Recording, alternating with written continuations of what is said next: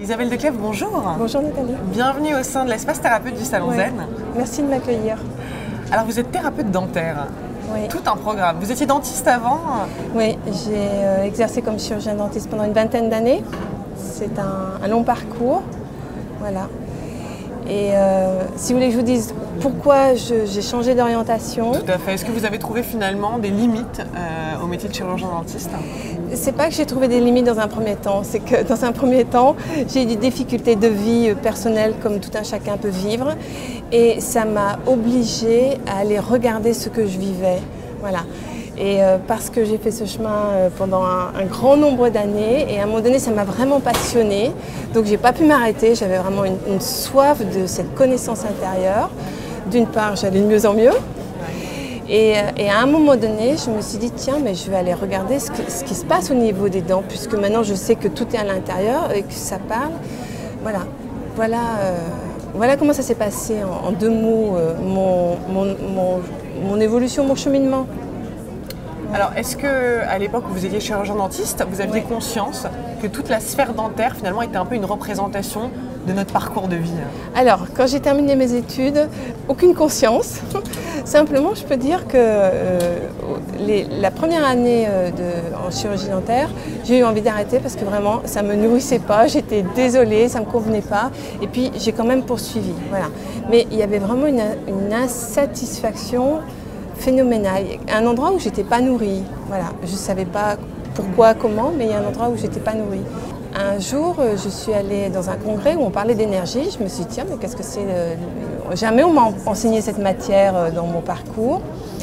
Et là, j'ai pas lâché ce lieu et j'ai découvert des tas de choses, l'homéopathie, les élixirs floraux, l'ostéopathie, et puis des liens entre ce qui s'exprime au niveau de la surface et ce qui se passe dans notre corps. Voilà, la vie qui s'exprime. Enfin, je commençais à être un peu nourrie. Voilà. Et à donner un nouveau relief finalement à votre métier? Donner du sens. Et alors, j'ai envie de dire, en tant que dentiste, moi j'ai beaucoup souffert parce que je m'imaginais responsable de tout. Donc quand il y avait un échec, quand il y avait de la douleur, je pensais que j'étais toujours responsable de tout ça. C'était une vraie souffrance, c'était compliqué à vivre. Et là, ça a donné du sens. C'était pas pour me décharger, mais ça a apporté de l'information pour chacun, pour le patient et pour le praticien. Voilà. Et on peut mieux se comprendre parce que sinon il y a un manque de communication. C'est comme si l'un était responsable de tout, mais non. Et on est deux à œuvrer pour quelque chose de commun. On a le même intérêt, le même souhait. Ouais. De réparer, pas seulement surface, de réparer depuis la source ou le plus profond en soi. Ouais. Alors qu'est-ce qui a changé finalement aujourd'hui dans votre travail? En quoi est-ce que vous faites plus la même chose avec votre nouvelle clientèle? J'ai envie de dire, ce qui a changé, c'est l'émerveillement. Alors d'abord, j'ai arrêté d'effectuer des soins dentaires parce que le travail thérapeutique, il me demande une vraie disponibilité et pour faire des séances, j'ai besoin d'être présente et donc très libre. Donc le format du cabinet dentaire, c'est plus possible, c'est plus cohérent. Voilà. Donc, plus de détartrage?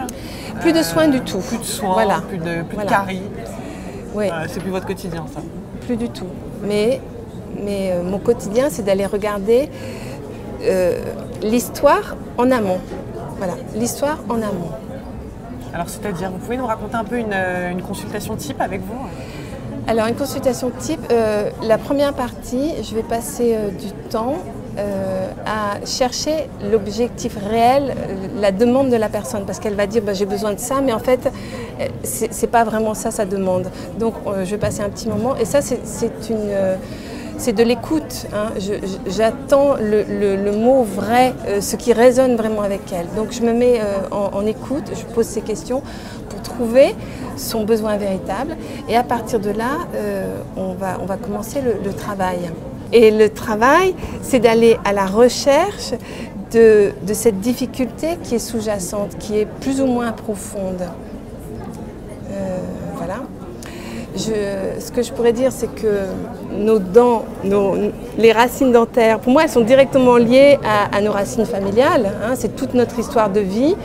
de notre naissance au moment présent. La vie in utero, elle résonne, elle est présente aussi. Et il y a toute notre histoire généalogique qui est présente. Voilà. Alors vous m'avez demandé une séance, comment ça se passe. Et, alors donc de définir l'objectif, voilà. Quels peuvent être ça les peut objectifs? être un objectif, ça peut être voilà, on doit m'enlever une dent, j'ai peur, je n'arrive pas à franchir, j'arrive pas à aller au cabinet dentaire. Donc ça va être de voir d'où viennent toutes ces peurs et de les rencontrer, de les traverser pour les quitter. Mais le travail, il est de rencontrer et de traverser. Voilà, cette peur qui est là. Voilà, donc j'accompagne pour ça. Jusqu'à devenir libre et pouvoir enfin aller au cabinet dentaire. Ça, c'est une première chose. Après, une peur de la douleur, d'une chirurgie, de perdre une dent. Donc, on va aller... En même temps, s'il y a une extraction si l'extraction est le passage obligé, c'est bien parce qu'une dent, elle s'est détériorée et il y a toute une histoire qui est présente. Donc pour moi, ce qui est important, c'est de reconnaître, d'aller reconnaître, identifier le contenu de cette histoire-là, reconnaître cette histoire-là et pour enfin pouvoir la quitter. C'est une relecture, mais on revisite, on repasse dans cet endroit d'histoire. Est-ce que finalement une extraction dentaire peut être vécue comme un deuil? Alors, oui, il y a vraiment un deuil. Alors, le deuil, c'est après, une fois que la dent est perdue. Avant, c'est de reconnaître pour moi toute l'histoire qui est présente, mais c'est vraiment une histoire qui est vivante. Il pourrait y avoir comme une animation en soi. C'est pas seulement une histoire posée dans un livre, hein, c'est quelque chose qui vit en soi.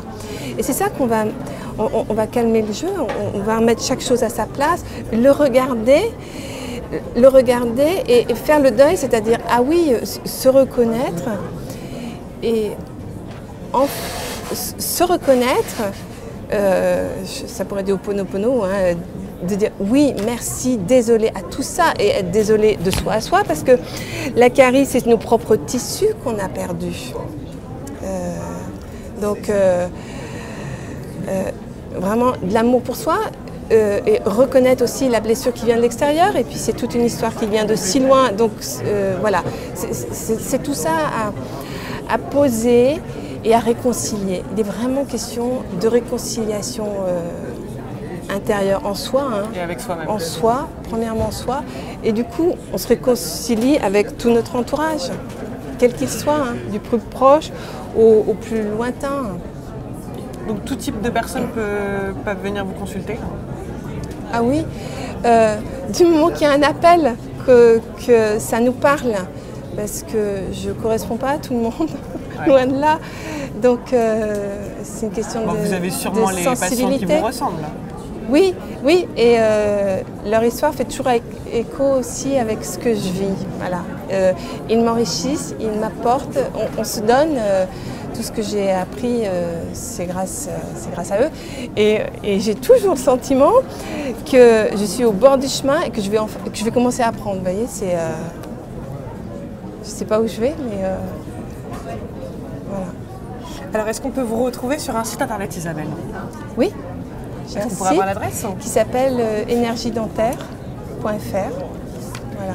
Alors peut-être que je vous laisse conclure pour cette interview. Qu'est-ce qu'on pourrait dire justement aux gens qui ont envie, je ne sais pas, d'envisager toute la sphère dentaire un peu différemment Alors dire que mettre l'attention sur soi, s'écouter, avoir vraiment de l'indulgence pour soi, ne pas s'en vouloir.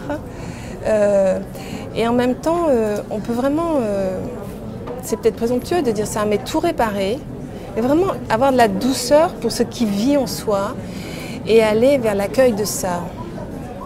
Et le respect de ses dents, finalement, c'est un peu le respect de soi-même aussi? Mais totalement. Oui, c'est un oui à soi, c'est un oui à la vie qu'on nous a donnée, c'est un oui pour la vie qui est présente et puis qui arrive là dans quelques secondes, qui se poursuit. Donc Donc en tout cas, peut-être qu'on invite les gens à se réconcilier avec leurs dents. Totalement. Finalement, se réconcilier Oui. avec eux-mêmes, comme Alors, vous le disiez. totalement. Et ce que j'ai pas dit, j'ai envie d'ajouter, parce que pour moi c'est important, il est vraiment question de nos ressources intérieures, de ce qu'on est et ce qu'on a à exprimer. Il y a toute une vie en soi qui est là et qui attend. Hein. Voilà. Alors certains vont passer par le théâtre, d'autres vont passer par le clown, d'autres vont... mais c'est cette vie qui est là. Et à chaque fois qu'il y a une blessure, même une malposition, chaque chose est parlante, a du sens et significative. Donc moi j'invite à s'écouter et avec bienveillance. Et ensuite avoir de la bienveillance pour l'autre. Voilà. Et puis un petit conseil aussi par rapport aux dentistes, on a toujours beaucoup de peur, mais j'invite toujours les personnes à oser s'exprimer avec leur dentiste. Et puis si elles sentent que ça ne va pas, qu'il y a une incohérence, bon bah, chercher quelqu'un d'autre, mais oser. Il y a un pas soi-même à faire, oser dire ce dont on a besoin, ce dont on a peur. Après, si on n'est pas bien entendu ou on sent que ça ne passe pas, bon, on continue sa route. Voilà. Le dialogue. Un grand merci Isabelle en tout Merci cas à vous. pour ces informations. Merci. Bonne continuation. À vous aussi. Merci.